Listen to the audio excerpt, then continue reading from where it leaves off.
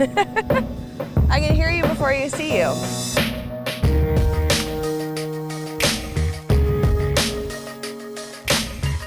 A 5-game win streak, a 6-1 start.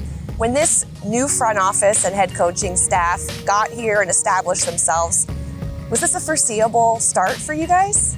You certainly hope so. 6-1 is a great place to be. It's a difficult place to get to. It doesn't just happen. We just keep grinding and finding a way to get a W, and we'll see where we are at the end of this thing.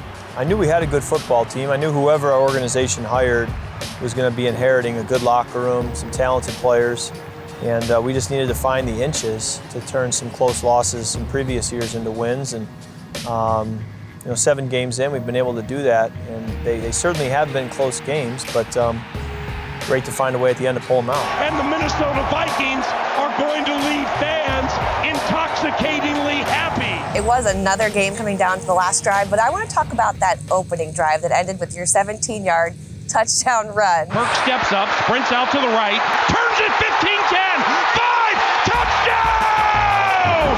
Kirk Cousins with a 17-yard rushing touchdown. Patrick Peterson called you Kirk Jackson. Dalvin Cook said, Lamar who, we've got the real number 8. And then Garrett Bradbury said it was the greatest thing he ever saw. Yeah. When your teammates say stuff like that, how does that make you feel about your rushing game? Yeah, well, maybe I need to tap into it more. A lot of hyperbole there, but it's fun to, see how it gets everybody excited and fired up. And in all seriousness, maybe it does need to become a little bit bigger part of my game or part of our offense. And I think when you do run, it makes defenses think twice about how they defend you when they have to be aware of you leaving the pocket and using your legs. I know the coaches showed you the video of last year's run against the Cardinals leading up to this game. Kirk steps up in the pocket, he'll run. Yes, Kirk! That is the longest run of Kirk Cousins' career. You reached 19 plus miles an hour. Yeah, barely got 19. You almost got to it this time around. I think 19 is my ceiling. I think that 20 is out of reach, it's untouchable. I spoke to Christian Darrisaw, your left tackle, a few weeks ago, and he spoke about your demeanor in the locker room, how he feels like there's just been a difference. It's come alive, so to say. Why do you think you feel maybe more comfortable with this year's locker room? I really think winning is the difference. When you win 6 out of 7 games, it makes Wednesdays a little more lighthearted, Thursdays a little more lighthearted. You're just a little more comfortable, and I think that reflects then in the way you're able to really enjoy it. Heading back to Washington this week, where you started your NFL career, spent 6 seasons, how are you feeling?